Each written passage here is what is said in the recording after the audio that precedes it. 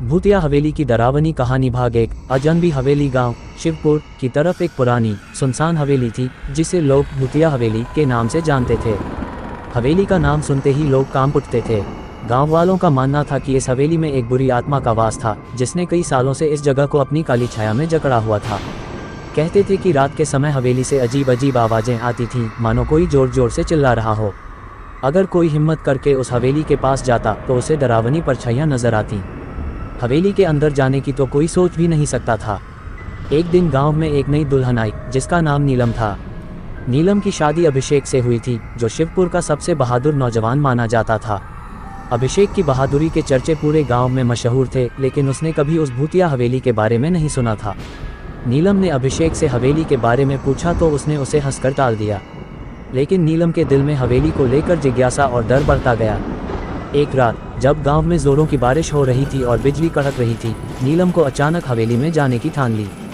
उसने सोचा, क्या सचमुच में वहाँ कोई भूत है या ये सिर्फ अफवाहें हैं। अभिषेक उस समय घर में नहीं था और नीलम अकेली थी। उसे ऐसा लगा मानो हवेली से कोई उसे पुकार रहा हो। भाग 2। हवेली के अंदर नीलम छाता लेकर हवेली की ओर चल पड़ी। हवेली का दरवाजा बड़ा और भारी था जिस पर वर्षों की धूल और मकड़ी के जाले जमे हुए थे। उसने जैसे ही दरवाजा खोला, एक ठंडी हवा का झोंका उसकी ओर आया।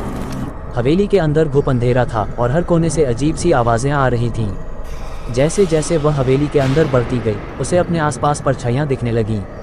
ऐसा लग रहा था जैसे कोई उसके पीछे पीछे चल रहा हो।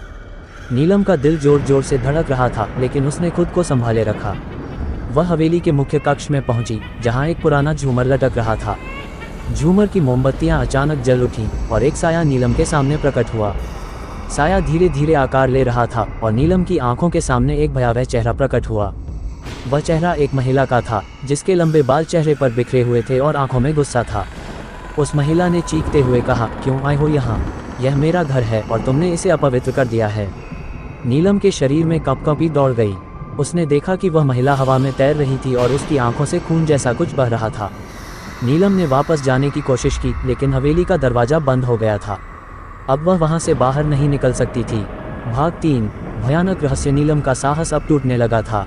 वह बुरी तरह से डर गई थी और मदद के लिए चिल्लाने लगी, लेकिन उसकी आवाज़ बाहर तक नहीं पहुंची। महिला की आत्मा उसके पास आकर कहने लगी, तुम भी उन्हीं में से एक हो जो मुझे इस हालत में पहुंचाकर भाग गए, लेकिन अब तुम बच नहीं पाओगी। नीलम ने डरते हुए पूछा, तुम कौन हो और तुम्हारे साथ क्या हुआ था? महिला की आत्मा ने रोते हुए अपनी कहानी बताई। वह इस हवेली की पूर्व मालिक थी जिसका नाम अमृता था। अमृता एक समय पर बहुत ही खूबसूरत और धनी महिला थी। उसकी शादी एक जमींदार से हुई थी, लेकिन शादी के बाद उसका जीवन नर्क बन गया। जमींदार उसे हर रोज मारता पीटता और ताने देता था। अमृता के पास कोई चारा नहीं था और वह उस नरक को झेलने के लिए मजबूर थी। अमृता के साथ जो अन्याय हुआ उसे वह कभी सहन नहीं कर पाई। एक दिन उसने अपनी जिंदगी खत्म करने की ठान ली और हवेली के एक कमरे में जाकर फांसी लगा ली। तभी से उसकी आत्मा इस हवेली में भटक रही है और उसे चैन नहीं मिल पा रहा। वह सभी से बदला लेना चाहती थी, खासकर उन औरतों से जो शादी के बाद इसी तरह के दर्द से गुजर रही थीं। नीलम ने अमृता की कहानी सुनकर बहुत दुख महसूस किया, लेकिन वह भी जान बचाने की सोचने लगी। उसने कहा, मैं तुम्हारी मदद करना चाहती हूँ। तुम्हारी आत्मा को शांति मिले, इसके लिए मैं कुछ भी करूँगी। भाग 4। शांति की तलाश। अमृता की आत्मा को नीलम की बातों पर विश्वास नहीं हुआ। उसने सोचा कि यह भी बस एक चाल हो सकती है, लेकिन नीलम ने उसे यकीन दिलाया कि वह उसकी आत्मा को मुक्ति दिलाने में मदद करेगी। नीलम ने अमृता की आत्मा से पूछा कि उसे शांति कैसे मिल सकती है। अमृता ने बताया कि जब तक उसके साथ हुए अन्याय का पर्दाफाश नहीं होता और उसके पति को उसकी सजा नहीं मिलती, तब तक वह मुक्ति नहीं पा सकेगी। नीलम ने साहस जुटाते हुए वादा किया कि वह इस सच्चाई को उजागर करेगी। अगले दिन नीलम ने गांव के बुजुर्गों से मिलकर अमृता की कहानी को साझा किया। सभी ने उसकी बातें सुनी और समझा कि यह हवेली क्यों भूतिया बनी हुई थी।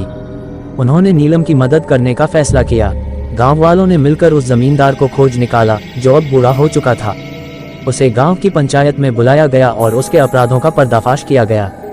जमींदार को सजा दी गई और अमृता की आत्मा को वह न्याय मिला जिसकी उसे बरसों से तलाश थी।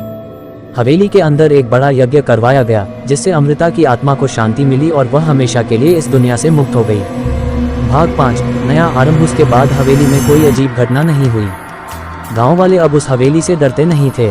उन्होंने उसे एक मंदिर में तब्दील कर दिया जहां लोग पूजा करने आने लगे। नीलम और अभिषेक ने इस नई शुरुआत के साथ अपने जीवन को आगे बढ़ाया, लेकिन नीलम को हमेशा यह एहसास रहा कि उसने एक भटकी हुई आत्मा को मुक्ति दिलाने में अपनी भूमिका निभाई थी। अंत्य कहानी भूतिया हवेली और उसके अंदर छिपे एक आत्मा के दर्द की है, जिसने अपने न्याय के लिए सालों तक इंतजार किया।